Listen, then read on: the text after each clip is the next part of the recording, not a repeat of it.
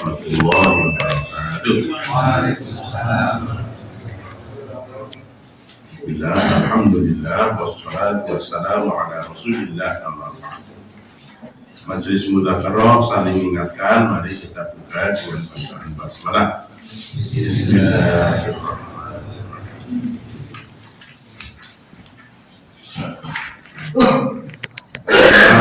Malam ini agak ngeri, setan musuh manusia.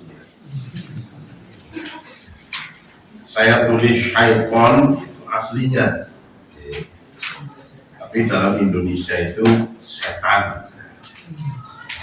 Masalah kalau piantun teluk, kalau setan itu artinya lemper, diseset di sini, setan, syaiton. Dan ini tidak ada hubungannya dengan Mas Tony, syaitoni. Karena itu sultoni, karena itu sultoni. Kita baca satu ayat dulu, Al-A'raf ayat 12. A'udzu billahi minasy syaithanir rajim. Bismillahirrahmanirrahim. Qala ma mana'aka alla tasjuda in amartu. Qala ana khairum minhu khalaqtani min narin wa khalaqtahu min tin. Ayat Al-A'raf ayat 12. Setan itu sebenarnya bangsa jin. Karena minal jinni fafasaqo an amri rabbi. Jin yang tidak mau taat kepada Allah waktu disuruh sujud kepada Nabi Adam. Itu lalu jadi kelompok setan. Aslinya bangsa jin. Mengapa? Sifat sombongnya, bahwa setan itu merasa bahan baku ciptaannya dari Allah itu lebih baik. Khalaqtani min nar, aku diciptakan dari api. Wa khalaqtahu min tin, dan manusia itu diciptakan dari saripati tanah. Sifat yang pertama kali muncul adalah sombong, takabur. Dia merasa lebih dari yang lain. Maka sifat takabur itu adalah merendahkan yang lain, meninggikan diri sendiri. Yang kedua apa? Yang perintahkan Allah. Dia kelihatannya sujud kepada Nabi Adam, tapi kan yang perintah Allah. Oh, dia tidak melaksanakan perintah di situ. Jadi kelompok jin yang tidak mau melaksanakan perintah Allah dan merasa lebih baik adalah setan, syaitan. Jadi kalau ada orang yang punya sifat selalu merasa lebih baik dari yang lain, berarti sebagian dari sifat takabur, sifat setan. Yang kedua, mari kita baca Al-A'raf 27. Innahu yarakum huwa wa qabiluhu min haitsu la tarawnahum. Inna ja'alna syayatina awliya'a lilladzina la yu'minun. Setan itu dan kaumnya dan pengikutnya itu melihat kita. Maaf, ini kita sedang ngaji di masjid. Setan pun juga mengintai. Satu, tidak kasar, ngaji suwe temen orang bubar. Yang kedua, mungkin malah mulai Ustadz mulang orang mutu gitu. Jadi menjadi tidak kerasan dalam kebaikan.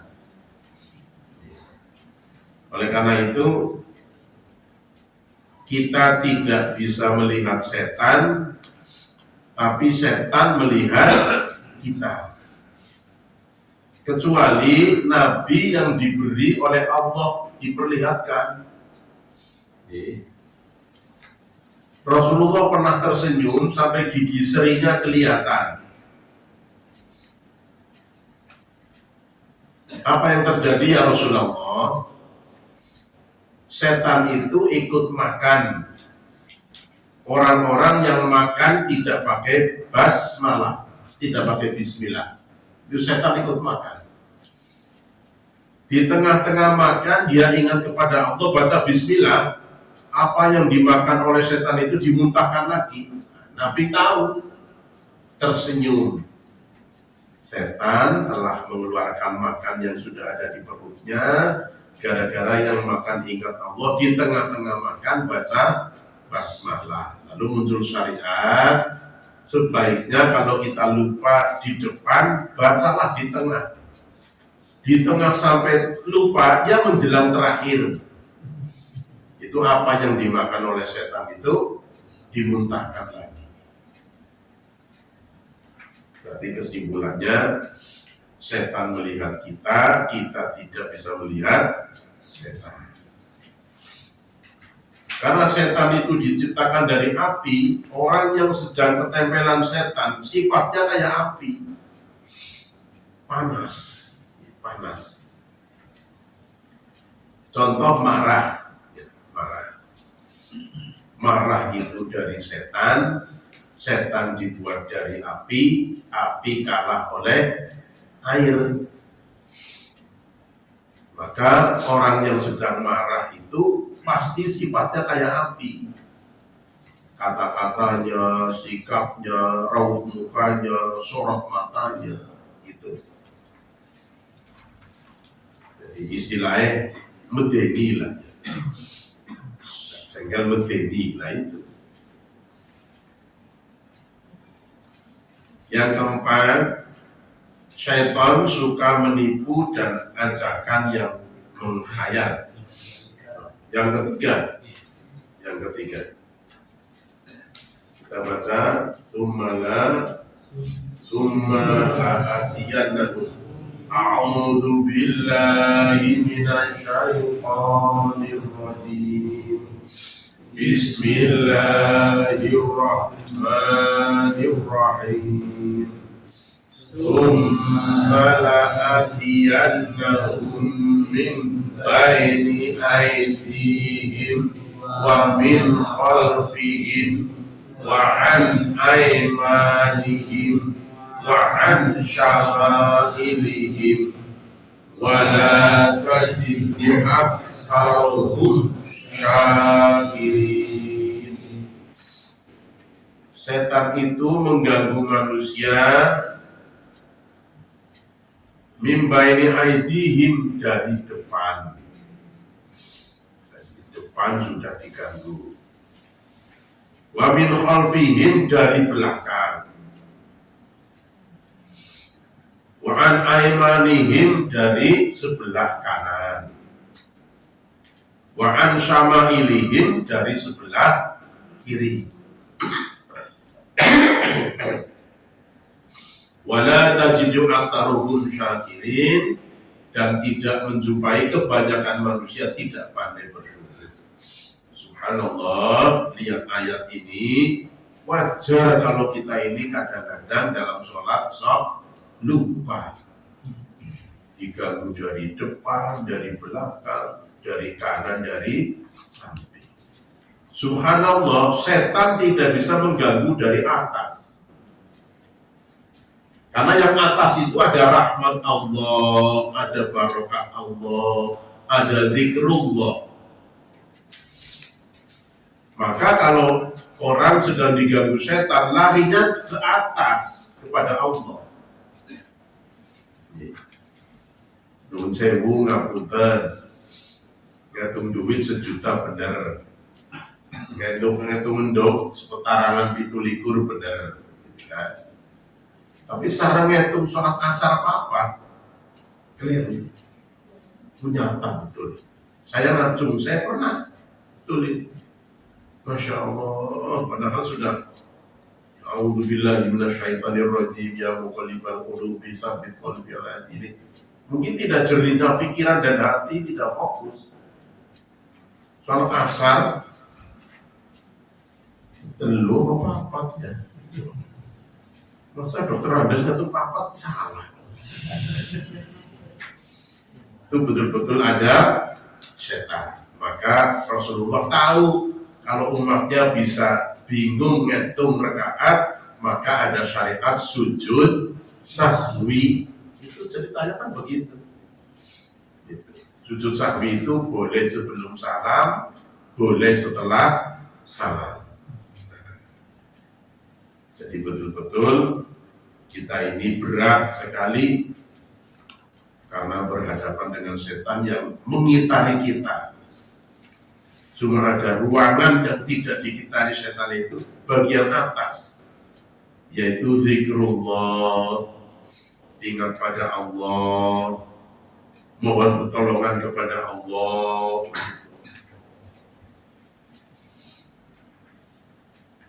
Oleh karena itu, kalau misalnya kita kepengen lagi mesem, kepengen ngurus setan, nuwun sewu nggih, lagi jengkel, mangar-mangar, golek kaca, lihat di kaca itu.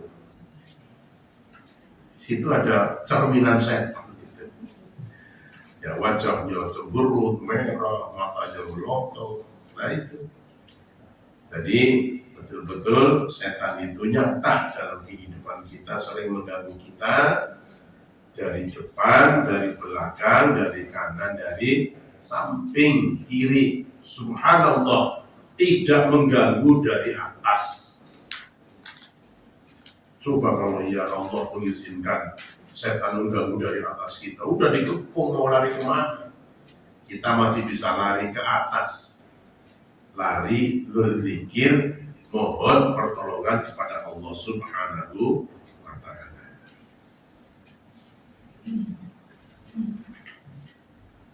Yang keempat, A'udzu billahi minasy syaithanir rajim. Bismillahirrahmanirrahim. Ya'iduhum wa yumannihim wa ma ya'iduhumus syaitanu illa ghurura. Jadi kadang-kadang kita ini dirayu oleh setan itu dengan janji-janji palsu, bisikan-bisikan yang menyesatkan. Nabi Adam, Siti Hawa sudah enak di surga, boleh makan apa saja kecuali satu. Berarti yang tidak boleh dimakan dengan yang boleh kan banyak yang boleh. Tapi ya bola-bali setan itu pinter, dan orang pinter ya duduk setan. Dirayu Siti Hawa, kamu enak di surga, tapi tidak akan selamanya. Kalau belum makan buah kuldi, kan menipu itu. Ya, jadi betapa berat kalau kita tidak mohon pertolongan kepada Allah. Bahwa setan itu kadang merayu kita dengan janji-janji yang palsu, rayuan-rayuan yang palsu, rayuan-rayuan yang untuk berbuat tidak baik. Maka salah satu tanda orang baik tatkala akan berbuat jelek itu maju mundur. Itu tanda-tanda orang baik itu, masih sadar. Ya. Ngaji apa raya, ngaji apa raya. Nah itu masih baik itu.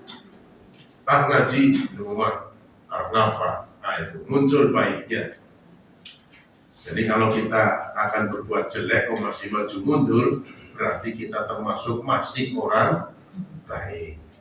Karena melawan rayuan setan itu maju mundur. Sida oraya.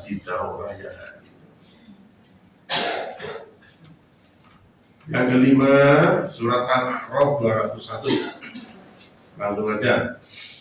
Innal ladzina taqaw idza massahum ta'ifun minasy syaitani tadzakkaru fa idza hum mubsirun. Tatkala kita menghadapi rayuan ajakan dari setan itu, bentengnya apa? Zikrullah, tadzakkaru fa idza hum mubsirun. Jadi kita ini kalau sedang ragu-ragu berbuat baik, terutama nuwun sewu kita, sholat tahajud itu pasti dirasa itu. Isi petang, turu maning. Itu betul itu. Padahal kadang-kadang jam setengah 3 kan sudah masuk mendekati subuh lah. Turu setengah jam maning, ngerti-ngerti adzan subuh. Jadi itu nyata betul itu. Jadi apa bentengnya? Zikrullah, zikir kepada Allah. Jadi kalau zikir kepada Allah, lepaslah gangguan setan, kemudian menemukan niat baiknya dapat ditunaikan. Makanya kalau sewu mulai, alhamdulillahilladzi ahyana ba'dama amatana wa ilaihin nusyur. A'udzu billahi minasy syaithanir rajim. Insyaallah tambah kekuatan untuk berniat bangun malam.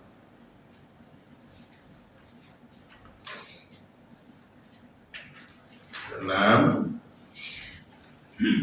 Qala rabbi bima aghwaytani la uzayyinanna lahum fil ardi wa la ughwiyannahum ajma'in illa ibadaka minhumul mukhlasin.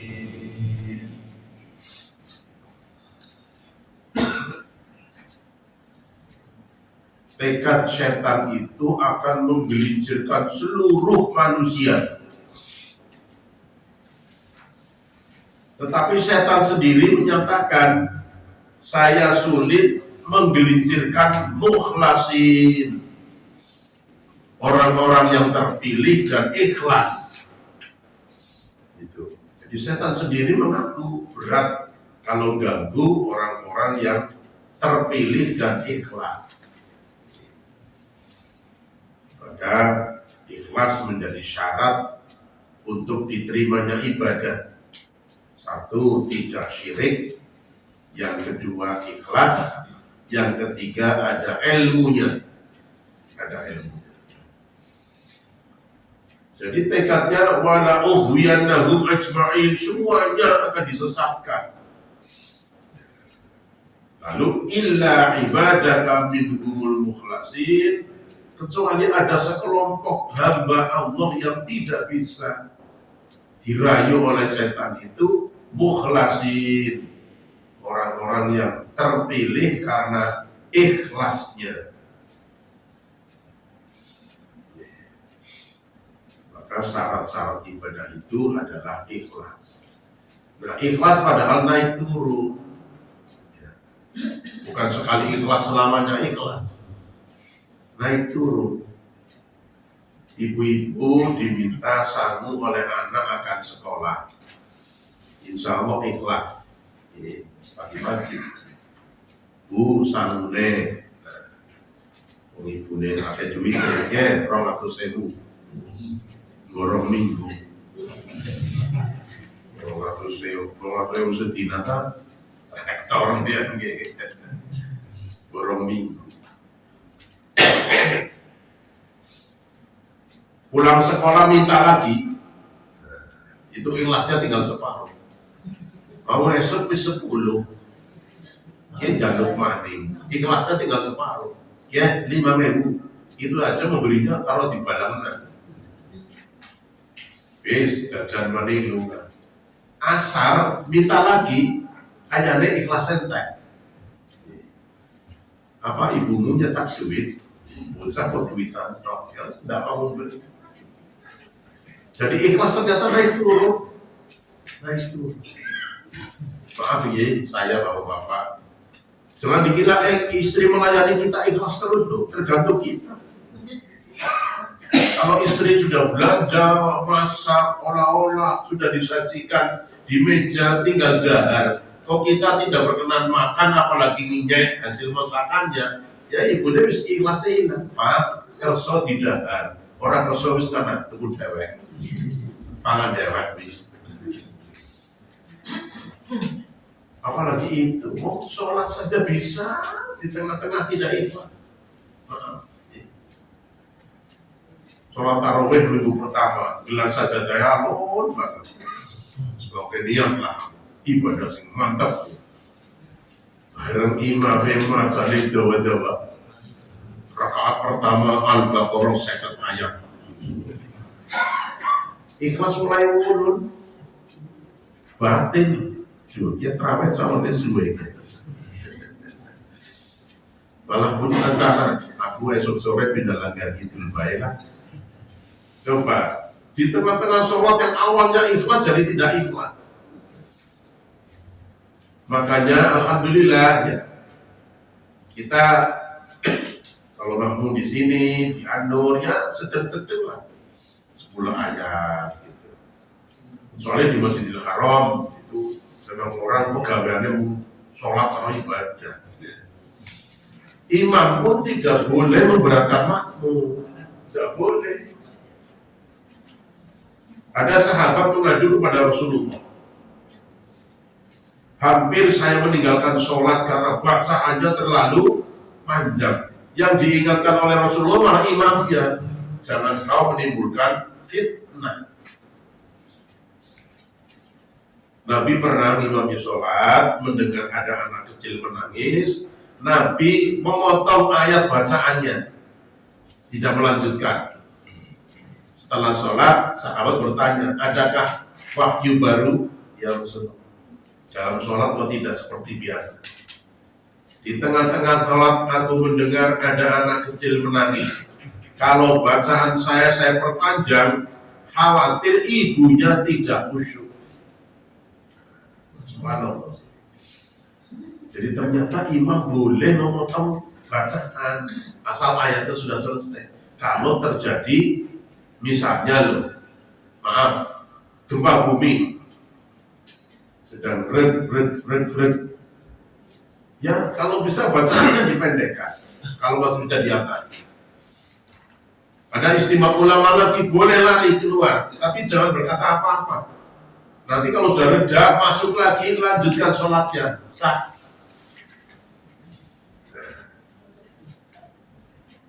Jadi kalau begitu, ternyata bijaksana sekali Rasulullah agar setan tidak mengganggunya menjadi kita menggerutu kalau bacaannya terlalu panjang. Ya rata-rata kalau di Purwokerto ya 10 ayat, 12 ayat masih pendek-pendek. Tapi kalau di Masjidil Haram memang ditunggu oleh jamaah. Itu pun juga lihat situasi. Imam Masjidil Haram kalau suasananya tidak menguntungkan, kadang membaca surat-surat yang pendek. Nun sewu misalnya ngimami kok sedang banyak acara ibu-ibu misalnya apa-apa. Ya jangan dipanjang-panjangkan, seperlunya saja. Yang ke-7, wa qur rabbi a'udzu bika min hamazatis syayatin wa a'udzu bika rabbi ayahdurun. Ini bimbingan Allah kalau kita ini ingin bisa lepas dari godaan setan. Rabbi, ya Tuhan kami, a'udzubika, aku berlindung kepadamu, min hamazati syayatin, dari bisikan-bisikan setan. Wa a'udzubika, dan aku berlindung kepadamu, Rabbi, hai Tuhanku, ayah durun, datangnya setan mengganggu kita. Moga kita wawas kali-kali, Rabbi a'udzubika. Bismillahirrahmanirrahim. Rabbi a'udzubika min hamazatis syayatin wa a'udzubika Rabbi ayyahdurun. Sekali lagi, Rabbi min hamazatis syayatin wa a'udzubika Rabbi ayyahdurun. Ibu-ibu satu kali bu, nur sewu.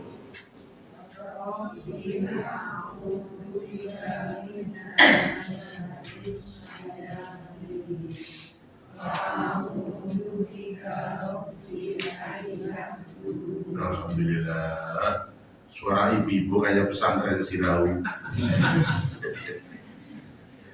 Bapak satu kali, nur sewu, satu kali Bapak. Rabbi a'udzubika min hamazatis syayatin wa a'udzubika Rabbi ayyahdurun. Alhamdulillah. Ayo pondok. Miftahus salam. Karang suci.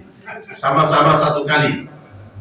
Rabbi a'udzubika min hamazatis syayatin wa a'udzubika Rabbi ayyahdurun.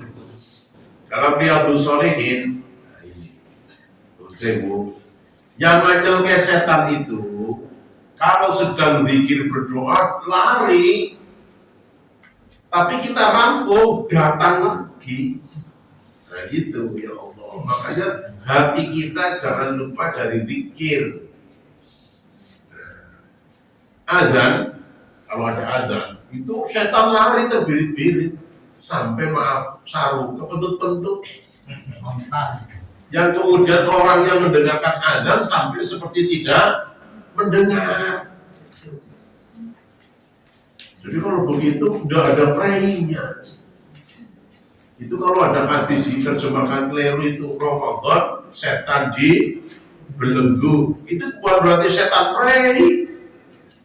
Buktinya warung Singkaton Sekiretok yang mendidih anak itu kan setan itu. Nah, jadi setan tidak pernah mengenal pray. Hatta ya dia kali yakin sampai akan menghadap Allah saja setan menggodanya.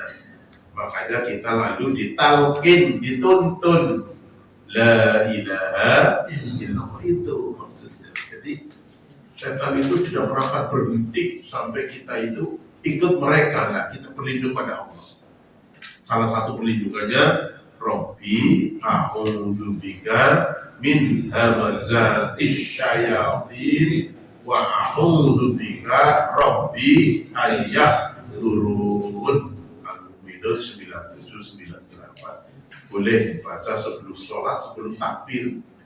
Rabbi a'udzubika min hamazatis syayatin wa a'udzubika Rabbi ayyahdurun. Sholat kan mestinya mengingat Allah, melupakan selain Allah, mestinya. Tapi setan tidak, uzkur kada, wazkur kada. Sing kudune dieling-eling malah kelalen, sing kudune diklalena malah kelingan.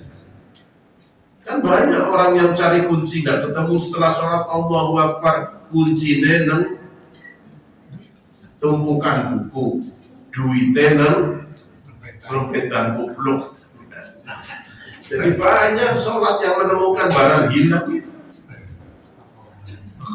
Makanya kalau kita akan makan sudah tersedia, kita lapar, sewu, lebih baik makan ingat sholat daripada sholat ingat makan, terutama sholat isya. Dengan pada sholat isya, meja sudah siap, sambal pete, wah sudah katon kabeh, gaya Allahu Akbar menu sholat. Dalam sholat pete itu dibawa oleh setan. Dan setan itu tahu kesenangan kita itu apa. Supaya kita berlindung kepada Allah. Yang terakhir, innahu laisa lahu sultanun 'alal ladzina amanu wa 'ala rabbihim yatawakkalun. Setan tidak berdaya terhadap orang mukmin yang tawakal. Tawakal artinya memasrahkan dirinya kepada Allah dibarengi ikhtiar. Salah satu penyebab saja, bukan satu-satunya. Kalau banyak kasus bunuh diri karena tidak tawakal kepada Allah, dikira menderita seperti penderitaan yang besar. Padahal penderitaan yang besar itu besok di akhirat. Dan sekarang Masya Allah yang banyak bunuh diri tidak hanya orang tua saja, anak SD saja kelas 3 sudah bunuh diri. Ada lagi yang membunuh ibunya. Jadi makin ke sini jumlah setan semakin banyak. Jadi maka berat kalau tidak pertolongan Allah Subhanahu wa Ta'ala. Maka kita mohon kepada Allah agar kita tidak tergelincir dari godaan setan. Rabbi a'udzubika min hamazatis syayatin wa a'udzubika Rabbi ayyahdurun. Coba kita tutup 2 kali bersama-sama. Rabbi a'udzubika min hamazatis syayatin wa a'udzu bika rabbi ayyahdurun. Bismillah balik. Rabbi a'udzu bika min hamazatis syayatin wa a'udzu bika rabbi ayyahdurun. Alhamdulillah, kajian kita dengan 8 ayat. Karena sudah kalau Al-Quran kan sudah tidak ada pertentangan. Jadi mari bersama-sama. Kalau Rasulullah itu maksum dijaga dari godaan setan. Kalau kita enggak, dijor, terserah pertahanannya sendiri.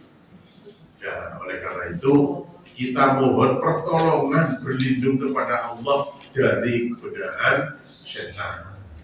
Setan sudah mengakui mukhlasin itu berat. Orang yang terpilih dan ikhlas itu diganggu oleh setan. Setan sendiri yang ngaku, berat saya kalau ganggu mukhlasin. Orang mukmin yang tawakal, saya berat itu mengganggunya. Jadi jadilah orang mukmin yang tawakal, jadilah orang mukmin yang mukhlasin, terpilih dan ikhlas. Perkataan Kirang Agung, semoga ada manfaatnya. Jangan dikira berapa ringan Ustadz pun menghadapi godaan setan juga berat. Ya kadang-kadang halus sekali. Kalau ada orang pakaiannya perlente bagus, dikira sombong, belum tentu. Yang pakai pakaian sederhana, ikhlas, belum tentu. Itulah pintar sekali lagi. Jebule nganggo pakaian sing ora patut kowe kepengin dipuji sederhana. Orang yang pakai pakaian perlente bagus, sebenarnya niatnya baik, melahirkan rasa syukur tahadus bin nikmah. Nah, gitu. Menurut saya ini bapak-bapak yang pensiunan kayak saya ini, jangan kemiritan. Jangan kemiritan. usia tua juga butuh vitamin, mineral dan sebagainya ya. Tapi jangan boros-boros. Perintah cuma wala tusrifu, jangan berlebih-lebihan. Berarti ya jangan berkurang-kurangan. Saking ngiritnya pensiunan, esok sarapan tul kecap, siang tul sambel. Iya tabungannya akeh, tapi kan wajahnya pucet, laku beda. Tapi ya jangan lalu berboros-boros. Pagi gulai, siang sate. Ya, barang minggu terus lontrot. Jadi wala tusrifu, nikmati, tapi jangan berlebih-lebihan. Perkataan berarti setan itu bisa melebih-lebihkan, bisa mengurang-kurangkan. Maaf, misalnya ibu-ibu kok rajin ngaji, duha ngaji, berduhur ngaji, barasar ngaji, barmaghrib ngaji, barisa ngaji. Nanti bapaknya kering banget. Berarti tidak mau beli bapak itu dosa, itu setan itu. Apa itu warung padang? Karena pasti warung padang. Itu namanya gangguan setan itu, berlebih-lebihan. Nah, saya kira kalau ngaji ya lihat waktunya, karena kewajiban pada dirinya sendiri, kewajiban pada sesama dan lingkungan, kewajiban kepada Allah Subhanahu wa Ta'ala. Perkataan Kiram Agung, semoga ada manfaatnya. Monggo ditutup 2 kali. Rabbi a'udzu bika min hamazatis syayatin wa a'udzu bika rabbi ayyahdurun. Sekali lagi. Rabbi a'udzu bika min hamazatis syayatin wa a'udzu bika rabbi ayyahdurun. Sebetulnya ngaji itu juga untuk peningkatan, tapi karena kita ngajinya tua-tua ya saya tidak akan menjadikan PR lah. Jadi berarti bulan depan supaya doa satu-satu, orang mati kan. Itu ibu-ibu pengajar saya baca maghrib, ngaji tajwid, gurunya tidak diberi informasi, dites satu-satu, bulan depannya yang berangkat cuma yang bisa. Nah, muridnya belum bisa. Nah, iya gurunya ngalahin. Pun betul sangat tes-tesan lah itu. Pinter ya syukur, ya syukur gitu. Hanya yang ngaji banyak itu. Begitu Ustaz, kalau dites kan saya malu, baca nggak bisa gitu. Nah itulah kita mudah-mudahan ya mendorong diri sendiri supaya dalam beribadah kita berlindung diri kepada Allah dari godaan setan. Karena apa? Setan berjanji akan menggelincirkan semua manusia kecuali mukhlasin dan orang mukmin yang bertawakal. Itu setan aku berat kalau menghadapi orang mukhlasin dan orang yang mukmin bertawakal. Ya, mari kita akhiri dengan kafaratul majelis. Subhanallahumma wa bihamdika asyhadu an la ilaha illa anta astaghfiruka wa atubu ilaik. Assalamualaikum warahmatullahi wabarakatuh.